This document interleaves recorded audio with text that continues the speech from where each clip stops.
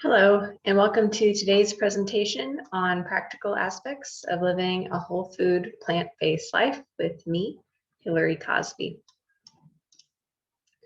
This is an overview of what we'll be discussing today. We'll be talking about the definitions and basics, along with how to stock the pantry and fridge, how to shop and label read, whole food plant-based recipes and cooking tips, and how to eat out and travel while eating plant-based.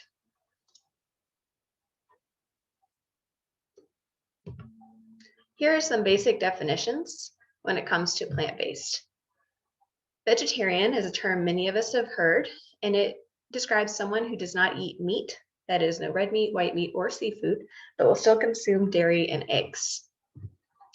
A vegan does not eat or wear anything from animals, so no meat of any kind, no dairy, no eggs, no leather, no wool, etc.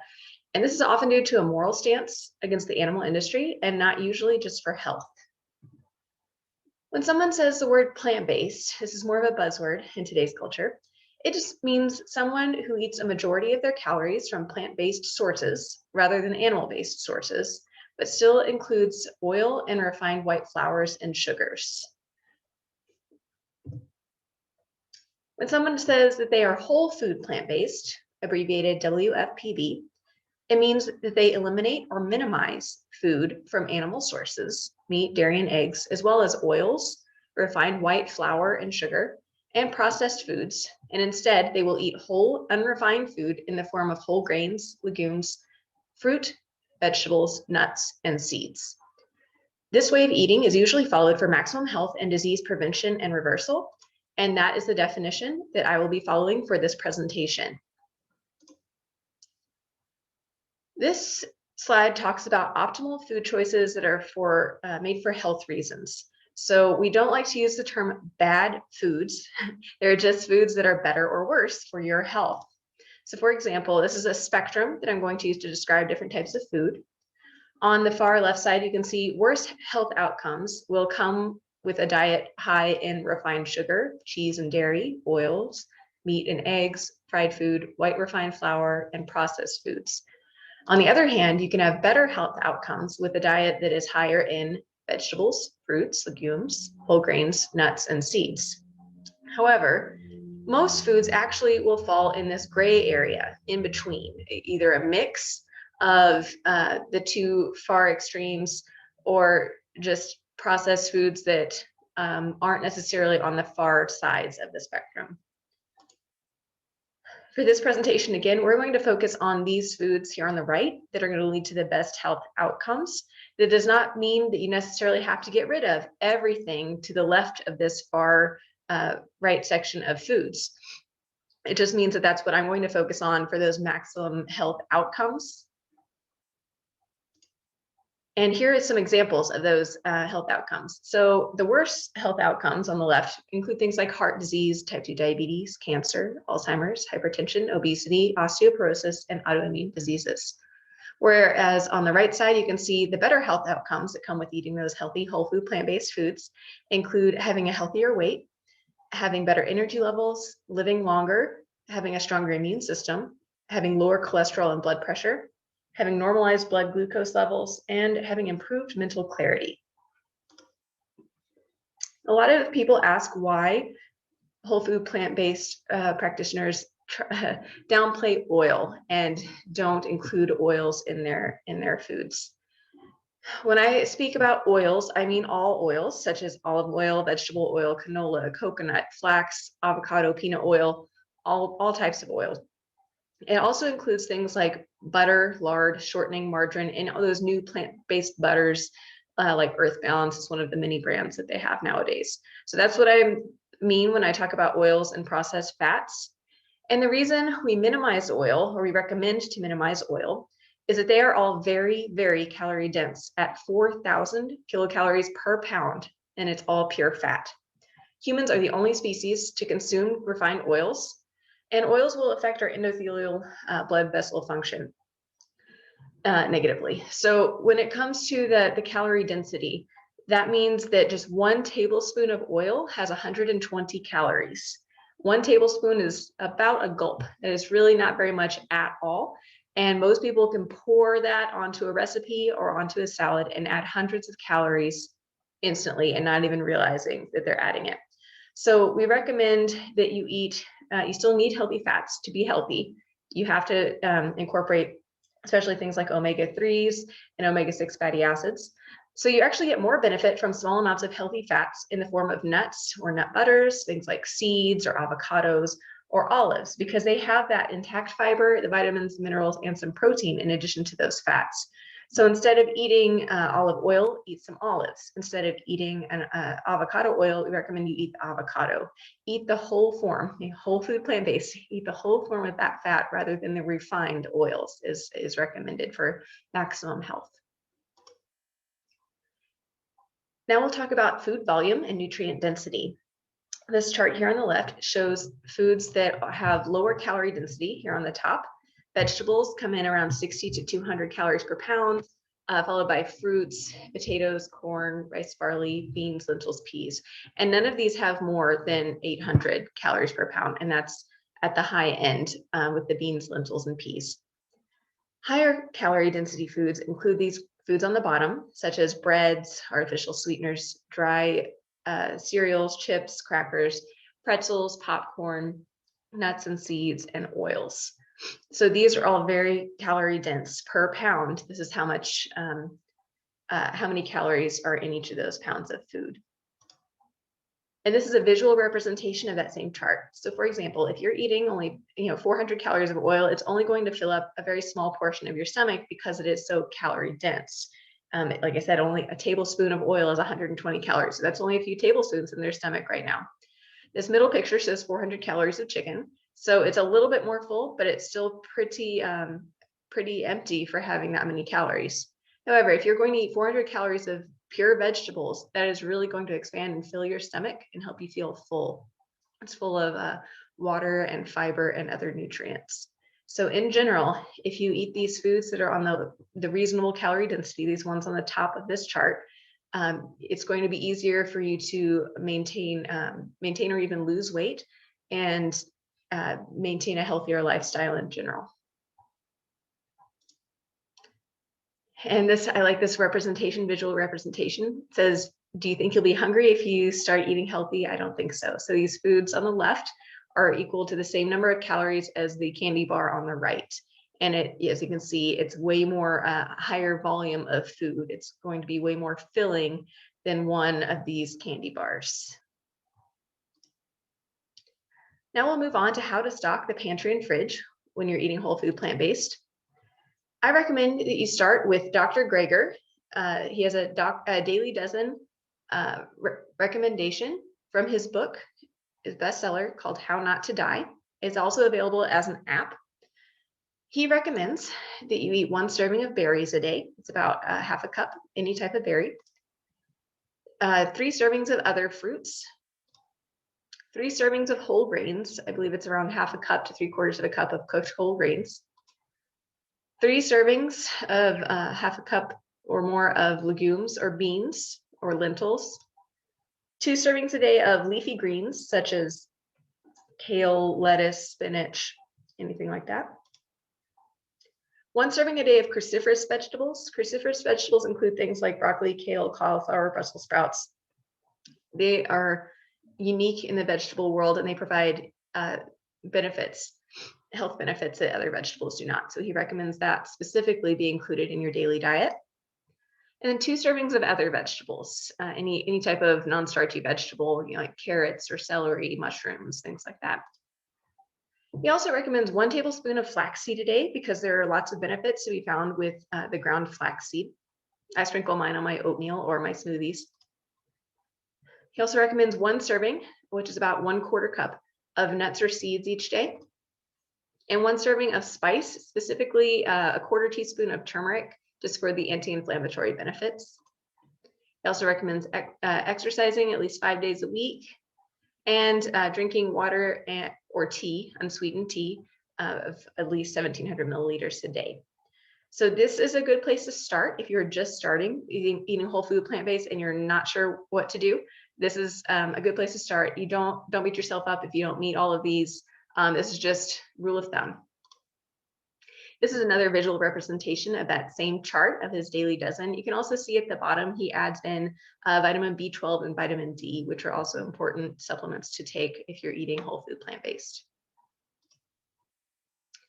So these are the broad categories when you stock the pantry and fridge: vegetables, fruits, grains, legumes, nuts and seeds, and then spices, condiments, and other. So I'll go over each of these. Vegetables, the sky is the limit. Aim for those fresh or frozen vegetables with no added sauces. Ideally, fresh or frozen tend to be better than canned and retain more nutrients and usually have less sodium. Vegetables include many different things. I named some here, like asparagus, beets, and broccoli, tomatoes, sweet potatoes, corn. There are a lot more, but just as many vegetables as you want, really. Vegetables have so many great benefits. Next is fruit. All fresh or frozen fruit is recommended. Things like berries or apples, mangoes, grapes. The only one that I would consider limiting is avocado because it is higher in fat. So I would treat that more like the nuts and seeds category in terms of limiting it, especially if you're trying to watch your weight. It's not that avocado is not healthy for us though. It's still healthy, just in smaller amounts. When it comes to organic produce, I recommend it, but do not let organic limit you. Any produce is better than no produce. If you can't afford it and you want to, if you want to buy organic, great. But if you can't, don't worry about it. And if you're kind of in between, maybe just focus on things, the dirty dozen, which are foods that are more contaminated, things that you're going to eat the skin of, such as a strawberry or an apple or a grape or spinach. Those things might be more beneficial to buy organic than something like an orange or a pineapple, something where you're not eating the outside of it. Next is whole grains. Whole grains includes things like brown rice or quinoa, oats or wheat berries, barley, even whole grain breads or tortillas. The kind that are found in the freezer section, Ezekiel brands, are whole food plant-based. They don't have any preservatives or any other types of flour mixed in there. It's all whole grain sprouted flour. There's also whole grain pasta, such as whole wheat or brown rice pastas, and many more types now, like the lentil pastas and such. There's also whole grain, low sugar cereals like Uncle Sam cereal, Great Nuts, or Ezekiel cereal. And if you're going to bake, we recommend the whole grains, like the whole wheat flour, brown rice flour, ones like that. Legumes include all types of beans and lentils. It also includes things like edamame, tofu, tempeh, the soy products.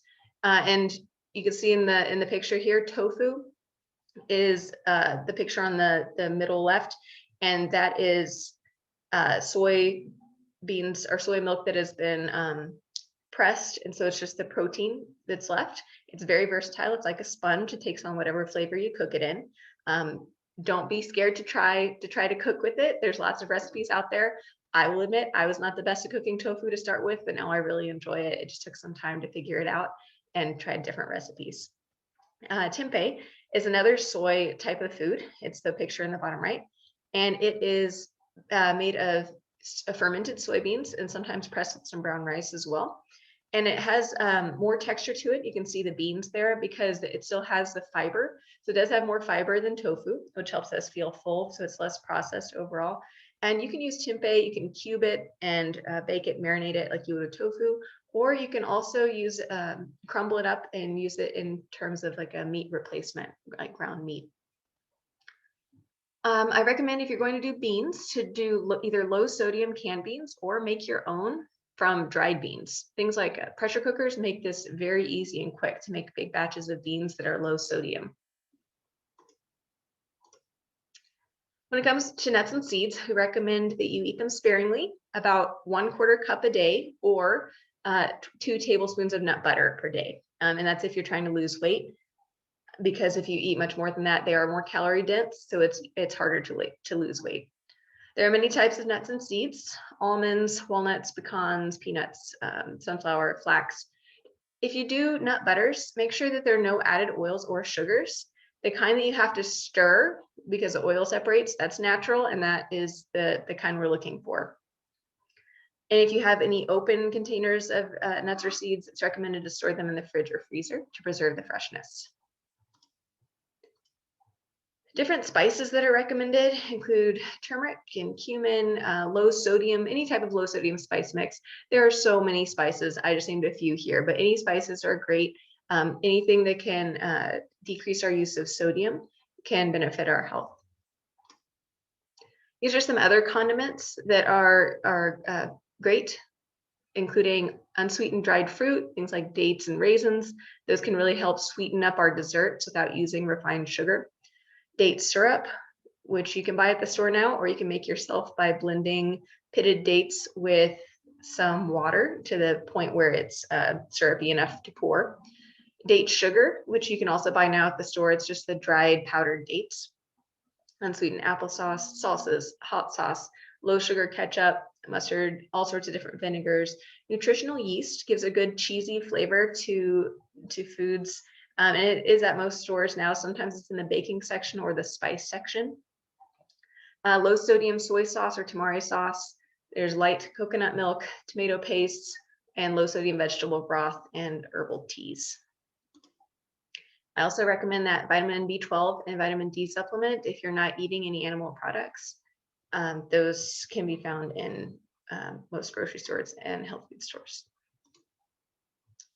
Now we'll move on to how to shop and label read. So the main rule when it comes to whole food plant-based shopping and label reading is to spend the most time in the produce section, because fresh fruit and vegetables don't have labels, which is great. That means eat more of them. When it comes to label reading 101, the first step I recommend is to always read the ingredients. Check for animal products, including anything like meat or whey, casein, eggs, milk, butter, fish, etc. I highlight cholesterol here as well.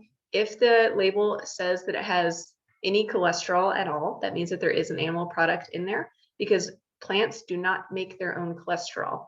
So that's just something to keep an eye on. You can also look at the allergens at the bottom of some labels. They will list not necessarily all animal products, but they will list things like dairy, eggs, and shellfish. If there's any in there, they have to disclose that.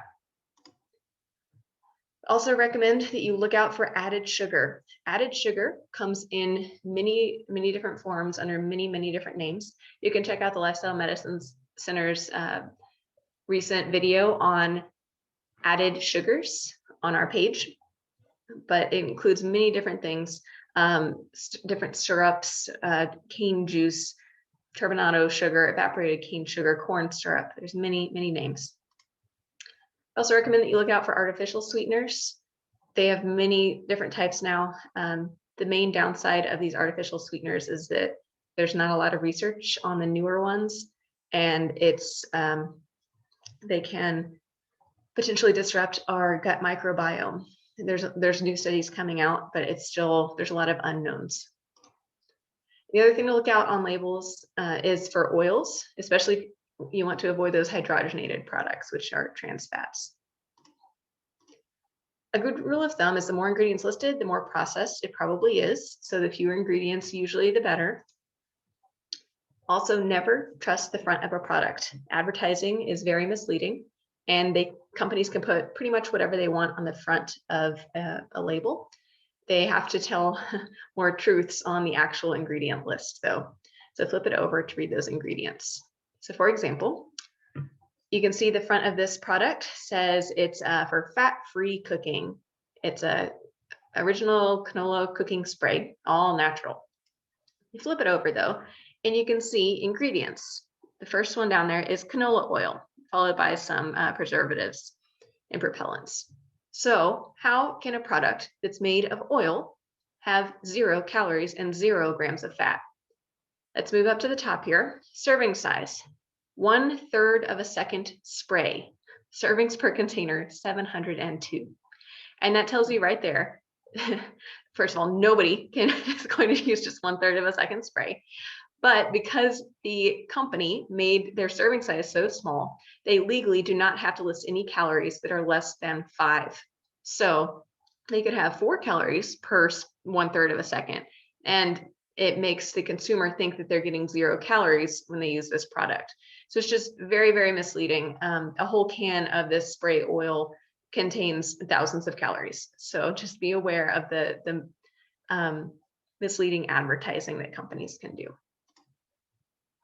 So here's an example of I believe this is a vegan product, and I highlighted that all the different types of sugar in this one product, including organic brown rice syrup, dried cane syrup, organic cane syrup, and date paste as well.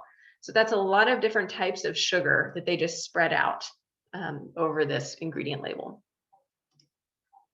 This is a bread product, and you can see that it's made with enriched wheat flour. I want to point out that enriched wheat flour is not the same as whole wheat flour. If that word whole is not in front of it or sprouted, that means that it is not whole and it is just white flour, white meaning refined. It does have some whole wheat flour in this particular product, but it is farther down the list.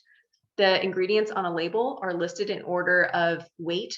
So the first ingredient is the most prominent, the heaviest by weight in that product. And the farther you go down the list, the less of that item is in the product. So there's definitely less whole wheat flour in this product than enriched wheat flour, and even less whole wheat flour than water. This product also has sugar and oil and honey. The next step when it comes to label reading is to check the serving size. Many packaged foods will contain multiple servings. So in this snack example, you can see there are 4 servings in one container. Next step is to check the sodium content. Ideally, you want to aim for the milligrams of sodium in a serving to be equal to or less than the number of calories per serving. In this example, ideally, you want that sodium to be less than 130 milligrams because there are 130 calories in the product. But you can see here, the sodium level is actually 680, which is 4 or 5 times higher than what we're looking for. So not ideal. In this example, ideally, you want the sodium to be less than 250 milligrams because there are 250 calories. And you can see that, yes, there are only 75 milligrams of sodium. So this is a better choice in terms of sodium. This is an example of a pizza, and it's just going to allow us to review what we just talked about. So when you're looking through those ingredients, first thing, these words should pop out to you. Things like wheat flour, not whole wheat, soybean oil. It also has sugar and salt. It also has cheese, beef sausage, sugar, MSG, pork, more sugar, bacon, dextrose, pepperoni, dextrose. Dextrose is a type of sugar. You can also see down here at the bottom, it contains milk. It highlights that in the allergen statement. And the cholesterol level listed up here is above 0. It's at 40, which also means there has to be an animal product providing that cholesterol because plants don't have any. Servings per container, there are 3. So the calories and everything here on the nutrition label, you have to multiply times 3 if you're going to eat the whole product. You can see here the fat calories are about half, 50% of the total calories, which is pretty high. With plant-based, ideally you want it to be under the 20% of calories. Sodium is also way higher than our milligrams because with the calories, we want it to be on 370, and it is triple. It's also pretty low in fiber as well. Okay, now we're going to talk about new nutrition labels versus old nutrition labels. The main differences is that they are removing calories from fat and adding total added sugar. Right now, you're probably going to see some of both of these new and old labels. The total added sugar should be under 2 tablespoons a day for women. This is recommended by the World Health Organization. And this is equivalent to about 24 grams of total added sugars per day. We're not talking about fruit sugar here. We're talking about refined sugar in terms of the cane sugar, agave, maple syrup, corn syrup, anything that's not from a fruit like a date or an apple or a berry. And men, so women is 2 tablespoons a day, men is 3. This label on the left is the old original label, and the label on the right is what everyone is transitioning to currently, the new label. So you can see the differences. There's no more calories from fat listed on the new label, but they did add the added sugars here. So for example, in this added sugars, that means 10 grams of the total 12 grams of sugar are added. So only those extra 2 grams aren't going to count towards that total of 2 tablespoons recommended of added sugars. It'd just be that 10. Now we're going to move on to whole food plant-based recipes and cooking. There are many sources of great plant-based recipes out there. There's cookbooks and websites, and when all else fails, I recommend just Googling WFPB and whatever you're looking for. So every picture on this page came from just Googling WFPB burger, WFPB spaghetti and meatballs, WFPB cheese sauce, WFPB chocolate cake. There are so many recipes. You just have to be creative in how you search for them. When you modify a non-plant-based recipe and trying to make it plant-based, here are some tweaks that can help out. I recommend replacing oil when you saute with vegetable broth or water. This can really cut back on your calories, especially if you're pouring, a couple tablespoons of oil in, you're saving hundreds of calories by using vegetable broth or water instead. Start with tablespoon per tablespoon, and if it gets too dry, add a little bit more. You can replace ground beef with crumbled tempeh, tofu, lentils, or a ground mushroom walnut mix. You can replace your regular pasta or regular white bread with whole wheat pasta or whole wheat bread. Or if you can try the other varieties now too. There's the chickpea pasta or brown rice pasta or even zucchini noodles. There's many different types. You can replace your Parmesan cheese with equal parts of almond flour and nutritional yeast, which will give you a great cheesy flavor with healthier fats. You can replace your milk or yogurt with unsweetened plant-based milk or yogurt. When you're baking, you can replace your eggs with flax or chia eggs, those are both types of seeds. So you can mix like a tablespoon of your ground flax or ground chia seeds with 3 tablespoons of water. You mix it up and then you let it sit for about 10 minutes. And this middle right picture on the side shows a chia egg. It's kind of gels up and gives you a more thick consistency, which can help leaven and bind your baked products like an egg would. Oil, when you're baking, can be replaced with applesauce or pureed fruit. It provides that moisture without providing all of the fat. You can also use something like parchment paper or the silicone baking mats that can help when you're roasting or baking anything in the oven, so it does not stick and you don't have to use the oil. I also highly recommend batch cooking when you're cooking for whole food plant-based. It really does help to cut back on the time and to help you plan ahead. Things like pressure cookers can make this easier. Instant Pot is a popular brand. You can make meals very quickly and make large amounts. I recommend doing things like large batches of beans or whole grains and just having them on hand in your fridge all week so you don't have to make them each time. You can also use slow cookers, air fryers, or a combo. This is the combo of an Instant Pot and an air fryer that saves some room on your countertop. You can also do batch cooking and meal prepping for your different meals. So this is breakfast. You can use your pressure cooker or crock pot to make large pots of oatmeal, and you can portion it out throughout the week. You can make overnight oats, which is the picture in the bottom left. It's just a mix of your oats and your non-dairy milk and your fruit, nuts, seeds, and you just let it sit overnight, and in the morning it's just ready to grab and go. You can eat it cold or heat it up. You can also do a large batch of tofu or potato scramble, like this middle left picture, and you can turn that into breakfast tacos as well. You can also make your extra smoothies servings and keep them frozen in ice cube trays to blend again later quickly. Have it quick on hand. When it comes to your lunches and dinners, if you batch cook, you really only have to cook 1 or 2 times a week to prep for the whole week. You can use that pressure cooker to make, or crock pot to make your beans, grains, or stew and have it ready to go all week. You can roast or air fry trays of vegetables or potatoes. And for versatility, you can mix and match those veggies, grains, and beans with different seasonings and sauces throughout the week. So for example, if you make a big batch of brown rice and a big batch of pinto beans and a big batch of vegetables at the beginning of the week, you can spend or use those foods one day to make tacos. And then the next day you can turn around and make red rice and beans. Or you could, the day after that, make a curry or turn it into a casserole. There are many different ways you can use it throughout the week just by changing up the seasonings and the sauces or flavors, so you don't have to eat the exact same meal each day. You can also make a large casserole or pasta dish and portion it out for the week, or you can freeze it in little individual containers and have it ready for the next time you want it. Another tip is to buy chopped or pre-chopped vegetables, or actually to chop the vegetables yourself or buy pre-chopped vegetables to have ready for quick salads. I highly recommend this. It just saves time.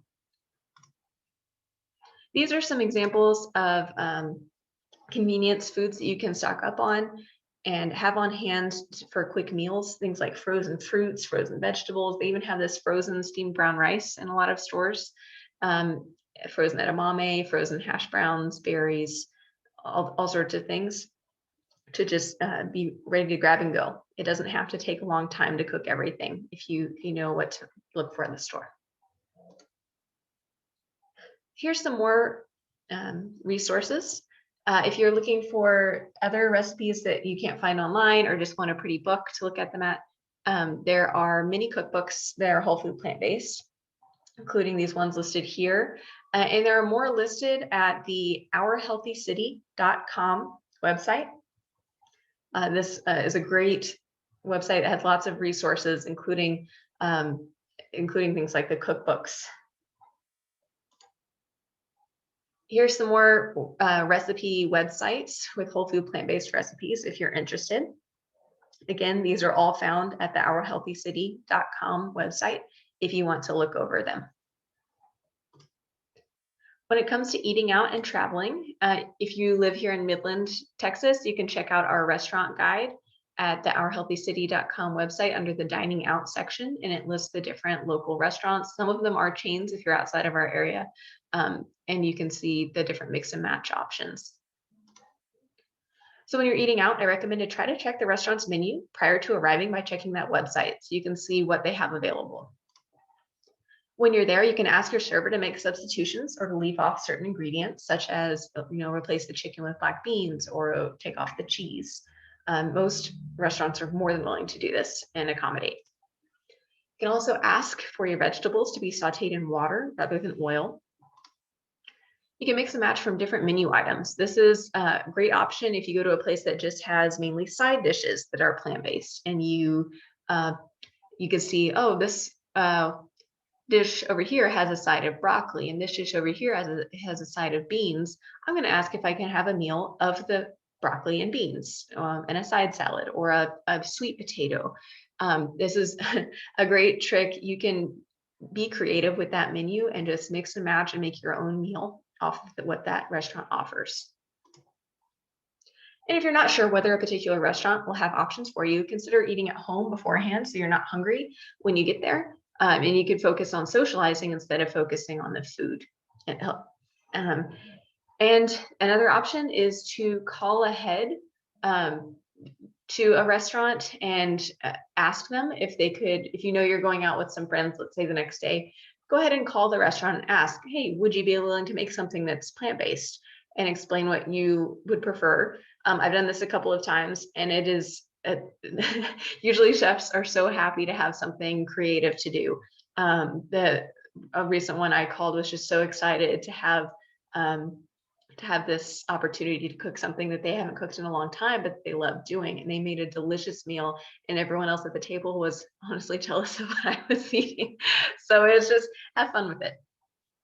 And happycow.net is also a website that has some plant-based restaurants in many towns across the country. When you're traveling, I consider packing some of your food to take with you or making a stop at the grocery store when you arrive. You can get things like oats to make your oatmeal, trail mix, nuts, fruits, veggie sticks, hummus.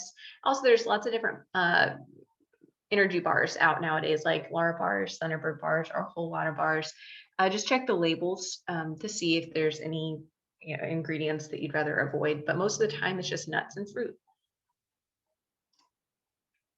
This is another resource I highly recommend, nutritionfacts.org. It is a great resource for everything whole food plant-based. It is a non-commercial, science-based public service provided by Dr. Michael Greger, and he provides free updates on the latest in nutrition research via bite-sized videos. There are more than 1,000 videos on nearly every aspect of healthy eating, and new videos and articles are uploaded every day. And it's a 501c3 nonprofit charity. And his 2 books, How Not to Die and How Not to Diet, are great resources. I highly recommend them if you're more interested in learning anything about whole food plant-based. And he has 2 cookbooks out as well, the How Not to Die cookbook and How Not to Diet cookbook. And I want to thank you all for listening. And if you have any other questions or want more resources, please let the Lifestyle Medicine Center know. Thanks.